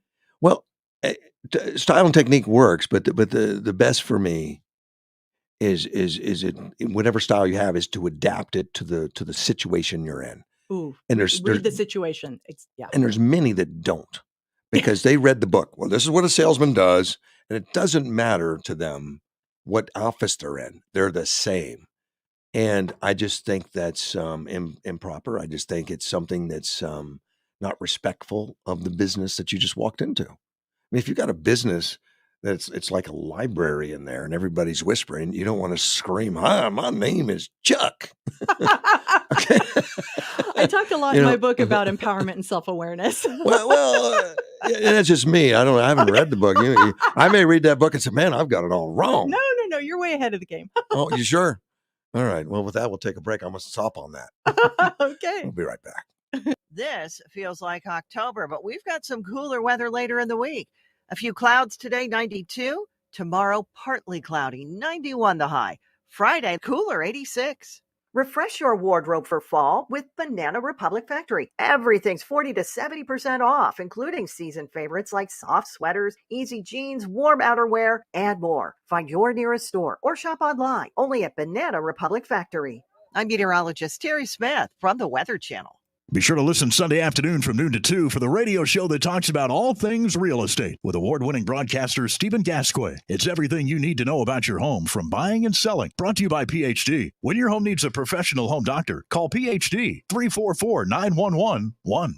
The best advertising in the world is the most memorable. That's the goal of all advertising, to make your business the name to remember when it comes to the goods and services you sell. This is why the best advertising on the planet has always been done with the long game in mind. Most are consistent advertising campaigns with multiple messages deployed over a 2 or 3 year period. This takes having a solid, steady plan and being consistent in your themes. Learn how to make your advertising into a long-term campaign at yumaadvertising.com.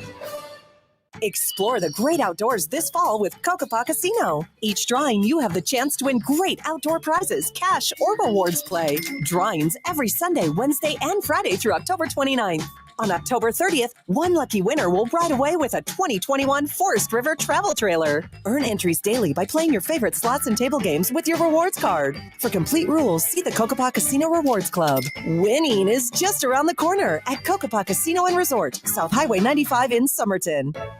The Border Report brought to you by RV World, located on Gila Ridge Road. Exit Interstate 8 on Araby Road, then head west on Gila Ridge about a quarter mile. RV World, Yuma's premier recreational vehicle dealer since 1991, offering a large selection of new and used RVs. And here are the latest wait times for passenger vehicles in the standard lanes. At our selected ports of entry right now, you'll wait about 20 minutes with 2 lanes open at Algodones. Update pending at Calexico East. At Calexico West, it's an hour, 7 lanes open. San Luis, 2 hour wait, 2 lanes open. Get updated border reports anytime at yumadailynews.com. Some folks are born made to wave the flag. Ooh, they're red, white, and blue. And when the band plays hail to the chief, ooh, they point the cannon at you. No, it ain't me. AM 560 KBLU. Russ Clark. Well, I'm back with you with Roberta Moon, who actually, a subject I like, and you were a headhunter. I've never been that, the headhunter and all that, but paying attention to corporate culture, what it takes to earn a career, and that's your new book is about earning careers. And I like that concept of like my career is, or, there's ownership instead of just, it's just what I do. And I got 5 years to retirement. I can't wait. That's not the positioning I'm ever looking for. And I told you I'm 64. And I know traditional retirement, a lot of military around here, they retired 55, whatever. And pilots have to retire before 60 and traditional 65 retirement. I never see that happening for me. Retirement. I mean, it's just, why would I stop doing what I'm doing? Well, you've positioned yourself in areas that you love. So Right. there's no reason. Yeah. So those of you that are thinking, God, only one more year left to Russ. I mean, too bad. Russ is like, I'm here to stay. Maybe as long as they have me anyway, I could find the door locked one day and my key doesn't work. I don't know. I don't understand.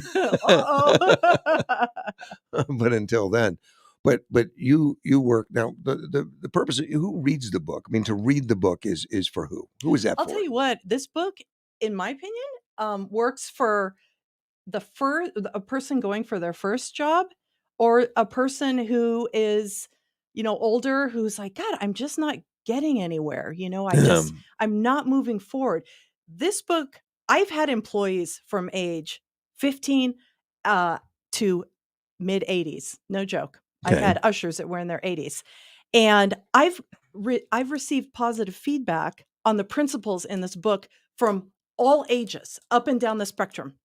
It is written for everybody who wants to own a career, everybody who wants to understand what that means, everybody who says to themselves, I'm out of a job and I'm really stressed and I'm really upset. And they don't realize that being out of a job is one of the top 5 stressors in your life. I mean, to take it very, very seriously. I mean, I have on my desk tissues, because I can't tell you how often people will come in and first they have to get the stress and the tears out. Okay. Funny. I mean, you're funny. What? Okay. So funny. Yeah. Well, my whole career, in working around the country, from Delaware, Tampa, Denver, San Diego, wherever it was, I always kept tissues because I was always I was operations and doing stuff and management. And quite often I'd have people that were emotionally distraught. I never slowed down a conversation because of tears. They're okay with me. Doesn't get me off track. I'll hand someone a tissue, and whatever, but I'll keep the conversation.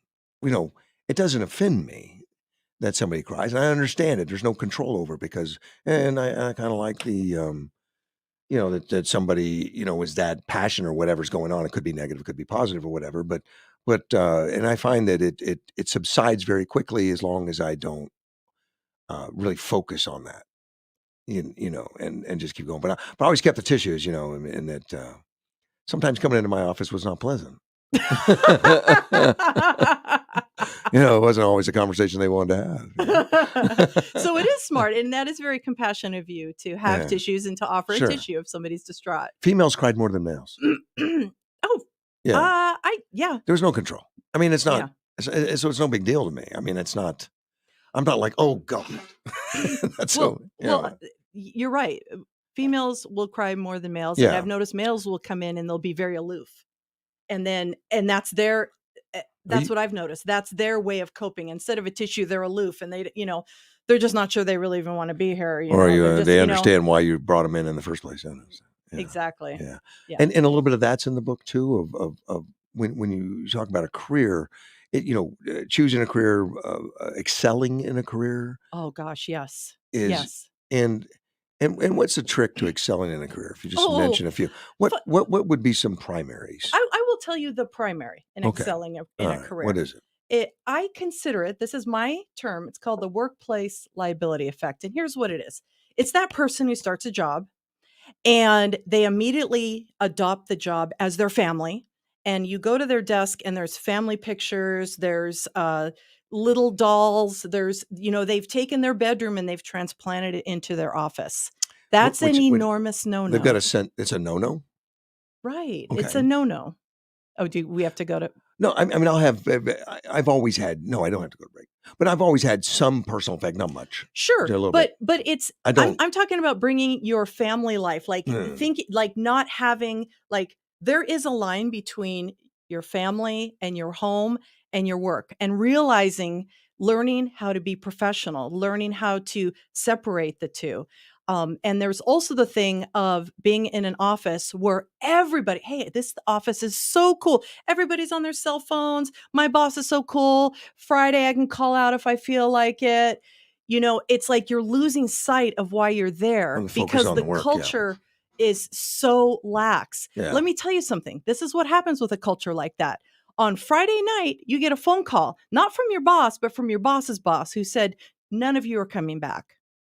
Can happen. Oh, that happens more than you would know. Yeah. And I can't tell you how often I would walk into a company and I would tell the boss who's allowing all these shenanigans, I'm like, ooh, when you lose your job, here's my card.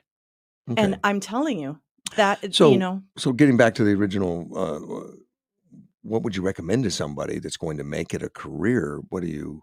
Just some basics. Number one is don't make it your family, make it separate. Understand the principles of professionalism. Okay. When you get your employee manual, when you start a job, read it and understand what they're looking for and follow what the company has put down on paper. And that's the big one for me right there, is to do what's expected of you and then some. And that's it. It's pretty simple. It's pretty basic. It's so easy because I your don't even know. coworkers are not doing that. It's like, I don't even know how to make that guy happy. Well, it's pretty much written right here. Exactly. About, we got to get the trucks out on time, or we got to get the things done on time. We got to get, these things done. And it's pretty basic. And so you find a way without excuses. Exactly. To get it done. Your employee manual and your job description. Look at it, read it. Yeah. Talk to the owners if you have a chance. Hey, is there something I can do better? I want to move up in my career. Yeah. An employer is so excited to hear those questions. They'll all tell you exactly how to be favorable. Yes. And I had a salesmanship class in college, and I remember on the first day, the guy told us at the very first day, here's how you get an A in my class. So I took out a paper and a pen. I write down number one. Number one. When I say to demonstrate in a certain way, do what I tell you. Basically those kind of things. And it was pretty simple. It was pretty basic. And get the stuff in on time and all that stuff. Whatever. So I got an A in the class, but I was one of a couple. And I remember doing a demonstration. He told us how to do a demonstration, and at some point in the demonstration, he wanted to hear the words, "Will you buy it if it does?" That kind of thing. Like somebody's, well, are these gloves cut proof? Would you buy them if it does? If they are, So I did all that, and he says, "You're the only one in the class that did that." So we're not listening. We're not paying attention. And a lot of times we interpret, and that's our culture in the community or in the society now, is to interpret. Like we're interpreting the Constitution, we're interpreting laws, we're interpreting everything, and it's not that way in business. I mean, if a guy says the freights have to get out on time, freight has to get out on time. The buses have to run on time, buses have to run on time. And so it's pretty basic, and you just get it done. And that's the manager, and that's the leader that I want. The guy that gets it done. Not the guy that's got 50 excuses on why it didn't happen to make me feel better about it. Oh, no.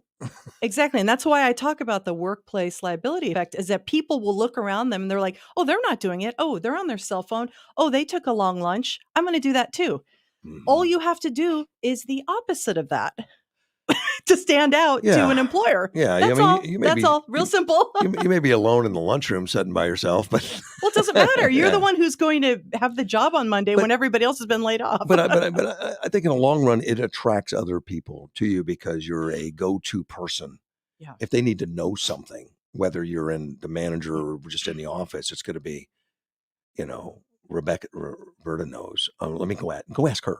She'll know. Because she studied the policies or something. Exactly. Be that person. It is not hard to stand out. And it doesn't matter. It's pretty easy. It doesn't matter if you're an introvert or an extrovert at all. You can make it happen for yourself. When I owned Napa Auto Parts here locally, I probably interviewed 1,000 people for jobs over one time or another. Yeah. And, I made the comment one time when I was talking that and all that time, people would come up in flip flops. I mean, at least take a shower or something, but whatever, to apply for a job and say, I didn't have time to get ready. And I'm like, okay, I didn't have time to hire you. But in all that time, I had two guys that actually came in with a shirt and tie. Okay. Two. And I said, which is not required. I mean, I'm hiring for automotive counterman or something. It's not like you're going to wear a shirt and tie every day, but I hired both of them. Of course you did. Yeah. Of course you did. I did. Yeah. And it's not that I'm hiring a shirt and tie. I'm hiring the confidence it took to put it on. Taking the time to get ready. They took it seriously. Yeah. Do you have time for a quick story? Yeah, go. Okay. So for many years, I would go to the high schools and I would coach them and I would say, here's how to find a job. And by the way, I have jobs. Like I would hire like 400 plus people. I'd have 200 teenagers in a room. And I would say every single time, a really neat thing after you interview at the job fair that I'm going to give you the information for is to write a note, a little thank you note. Thank you for the opportunity. So we would interview 1,200 to 1,500 people. Can you guess how many thank you notes I would get? Maybe none. Some years, none. Yeah. Some years, the best year I had was 4. And I see that. I see it all the time where so instruction, easy. There's always instruction on how to succeed, and it's very rarely listened to. It's interpreted as if, only certain people do that or something. I don't know. I don't know what they think. Well, that's why I put assignments in here. Like there's actual assignments, like read the chapter, look at the bullet points, and then do the assignment. If you do the assignments, you will succeed. Just follow it. Just tune out, do the assignments, and you can't not succeed by reading. I mean, I'm not joking, but by reading this book. I got to take a break. Sure. We'll be right back. AM 560, KBLU.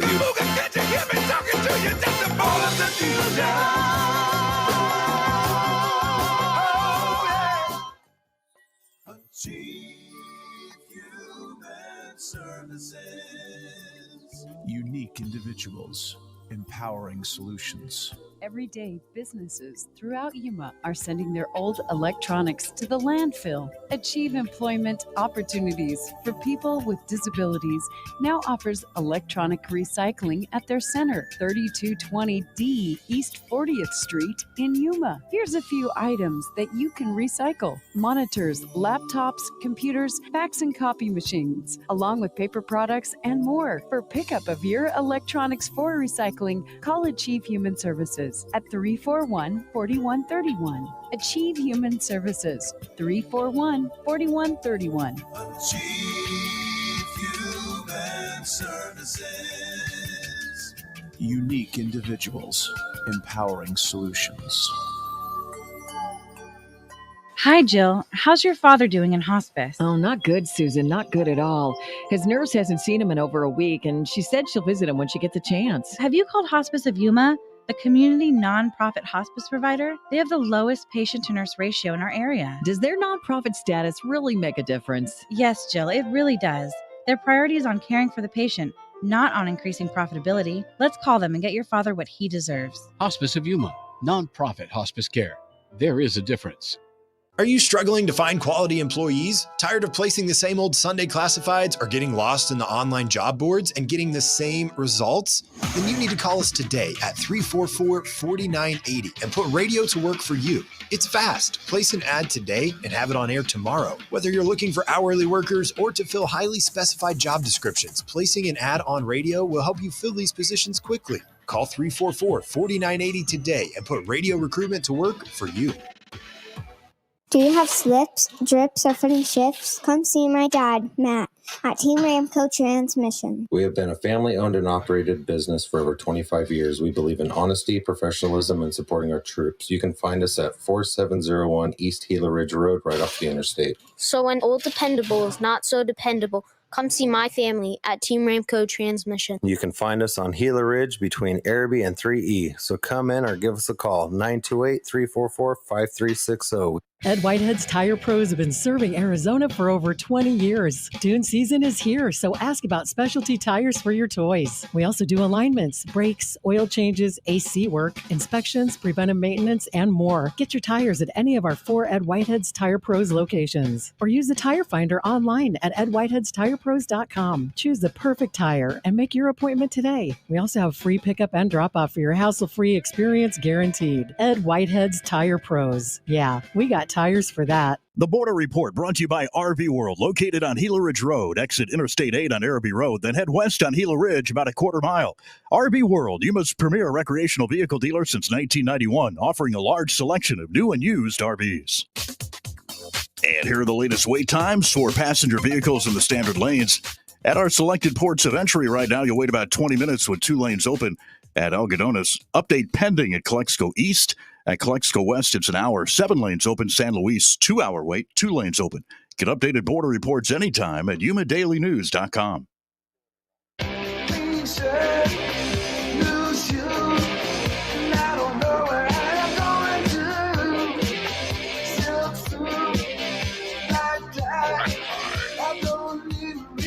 AM 560 KBLU. Russ Clark with you. It's already 7:48 on a hump day, Wednesday morning, and Roberta Moon is with me. But I'm sidetracked from all the negative news. I'd rather just talk positive for a minute. I hope you don't mind. Talk about your book a little bit, which I still haven't read, and I will. But well, I have one for you. I'll leave it with you. But it's positive on how to own a career, which I like that. I like that attitude. Where would somebody purchase a book of yours? Thank you very much. I actually have a book signing You do? at Barnes & Noble this Saturday. Yes, from 11 to 3. Okay. But you can get it anywhere. You can get it on my website, everyonecanownacareer.com. Everyonecanownacareer.com. Yeah. Okay. Or you can get it on Amazon. I mean, it's everywhere. It's All right. everywhere. Just put in Everyone Can Own a Career, All or right. you can put in Roberta Moon. And is you Moon can a real name, or is that just made up? Funny you should ask. It's actually a real name. I didn't know if that was an activity from high school or what. No, let me tell you, my maiden name is Fessenden. Okay, so the first guy I dated with a monosyllabic last name, I was on it. Yeah, there you go. Nobody's going to marry a guy named Fessenden, So yeah, it's a real last name. Okay. I don't think I've ever known a Moon. Oh yeah? Yeah. Oh well, I think what's funny is that it's the most popular Korean name. It's so right. A lot of times people meet me and they think that I'm Korean, married to a Korean guy. My husband is 6'5", very very tall. You usually don't find Koreans like that. Yeah, exactly. So I'm like, meet my Korean husband. So do you name your kids like half or full? No, actually, we didn't go that route. Okay, you didn't go that way. We wanted them not to get bullied in school. Yeah, like eclipsed. And how many kids did you suffer through? That's funny. Well, actually, 4 between us. That's a lot. Yeah. I wasn't that greedy. Oh, that's funny. Well, and parenting. I mean, my gosh, that's bring me back for a parenting episode. You're funny. Seriously, I mean, I loved I studied parenting for years before we had one. Oh, then you threw everything out No. Oh. No. I mean, look, I wanted my son to go to the Air Force Academy 5 years before he was born. Oh, wow. So I had to study what do you do to raise a child to go to the Air Force Academy, and is there a way to do it? Can you do it? Is there a way to do it? So I went back to school and started studying psychology, which was a waste because it was about theory and Oedipus complexes and all that stuff. But it's not going to get him into the Air Force Academy. The first one I ran into was Bradshaw and the Family, and make me understand family dynamics. Oh, okay. And it was mostly on alcoholism, drug addictions, and what that does to a family and the family dynamics and stuff. And from that, was how you could make it more positive and stuff. And I started paying attention to the positive and the building part of it, and how kids are influenced by our actions, and that the children will not listen to us when we tell them you need to study hard and work hard in school, go do it. And yet we're an alcoholic that doesn't work consistently. Yeah. The kids are going to grow up being an alcoholic, doesn't work consistently. They're going to watch us more than they listen. Yeah. So I got from that, I said, well, I need to become an Air Force Academy cadet so that he watches me. And sees your success. It was about honesty and integrity and trusting and doing the right thing and helping and doing those things. So I was that person constantly, and I took him everywhere with me on that. And I was constantly engaged in public speaking, sports, running marathons, whatever it was. And he was at my side. And he resented the fact that I had programmed him for the academy. And he told me that, in high school. He's like, I don't care what you say, Dad, I'm going to go where I want. And I said, well, that's interesting. That's cool. Where do you want to go? And he said, Brigham Young. Well, then I know that I've done the right job, because Brigham Young is harder than the Air Force Academy. And I said, well, I will support that, man. You'll get started on those applications. We'll definitely do that. You should have options. I mean, I'm not anti whatever he wants, he wants. In the end, he went to the Air Force Academy, and that was his decision. But I helped him see it. Sometimes we need to see it to make decisions, like you did in hustling people to work for a different business. It's not that they didn't want to work for a different business. They never saw it before. They didn't even send the opportunities. So my job was to expose those opportunities, expose the advantages and those kind of things, and that's what I did from the time he was born. Wow, that's fantastic. And then he graduated in 08 from the academy. And Oh my he's now a gosh. major in Tokyo and squadron commander of Ospreys at Special Forces. Wow, Yeah. that's a great story. That's Yeah. a great story. Yeah, and he doesn't I resent love me that. anymore for teaching him that. But Oh, even in the Air Force Academy is not easy. It's hard, and it was a good. It was a good place to be from, as he says it. Not a good place to be. I mean, it's 24/7 on. oh gosh. It's just rigors are just they push you beyond capability to see how you handle it. I've had a couple employees go that route Yeah. in different military academies, and woo. But it's the finest. It produces the finest people on the planet. I mean, it just does. I mean, people know what they're capable of, and they're capable of more than you think. That's very inspiring. I love that. I love that. In the book, I try my hardest to help people uncover things that they don't, that will empower them to navigate a very scary time. And that is finding a career, that's finding a job, and that was the crux of why I wrote the book, is because I'm like, there is a way to do this. And it's, no offense to the school districts, but it's okay. You can offend them. It's okay. Can I offend Wait, the we have no rules in here. But it's not. I think it could be taught better. I think it could be taught better. I think we have some of the best people that are in the system. And when I say in the system, I mean some superintendents that are brilliant, and we've got teachers that are brilliant, but they are absolutely tied to doing things that don't make sense because the legislature micromanages as their job for them, tells them what to do, and they have to perform it in a certain way that is not conducive to everything that they would do being left alone. Well, I'll tell you, in the years past, it was the teachers that would bring me into the high school. Always. The teachers that were like, we need this, we need this, we need this. I mean, I have relationships with teachers at so many different high schools. I used to teach at some of the high schools, Oh, wow. public speaking and things. They would ask me to come by for some of the after hours clubs, particularly, and those kind of things, which I enjoy doing and I like doing it. But not in years. I mean, not since my kids have been in school have I been really asked to go do that. And I do it now, though, for small groups. Well, I attended a small group, Yes, you did. and it was fantastic. but normally it's 3 hours for the first endeavor. Yours was much shorter. But that's okay. I can adapt. Okay, I'm sorry, say that again. 3 hours for the first class is usually 3 hours. Oh, really? Yeah. Oh, wow. Yeah, Well, we learned a lot in yours an 45 hour. minutes or Well, yeah, something. 50. I took a little bit extra, but I think it was 50. I was given all that 50 minutes. It was very impactful. But well, I'll adjust. I'll adjust to what I've got to work with, and that's fine. And I'll take charge of the room. and that's the first thing you got to do, particularly when you're talking about a lot of A personality women that want to get. There was a lot in there, yeah. Yeah, you got to shut them down a little bit. First thing, shut down the women. Well, and I went to a very strong woman. It was the first one I called on for an example, and I shut her down. You know your crowd. I do. Read the room. I do, and that's what I pay attention to. Is are they getting the message? Am I on the right track? Are they engaged? And I adjust accordingly to whatever that is. So it's fluid. I know where I'm going. The path can be adjusted to get there. Well, I'll tell you, that's some good advice. I'm going to take good. that. I'm going to take that. Read the room, shut down the women, and execute. Well, some of it's the opposite. You go to high school, you've got to try to light a fire a little bit. Let them know it's okay. Last thing you want to do there is to shut someone down.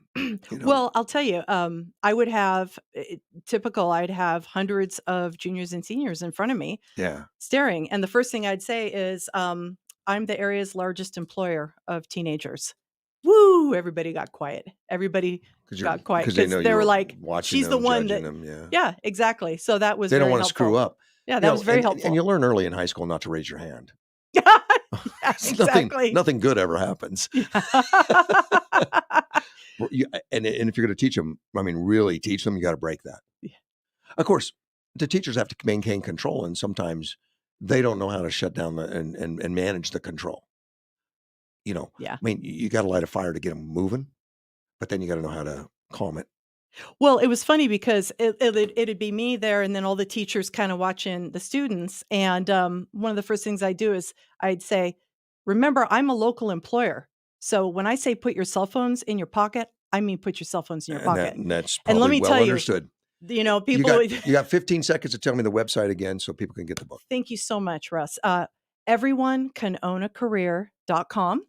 And you can buy the book there, or you can buy the book anywhere. And come to my book signing this Saturday at Barnes & Noble from 11 to 3. Thank you so much, everybody. You made me right.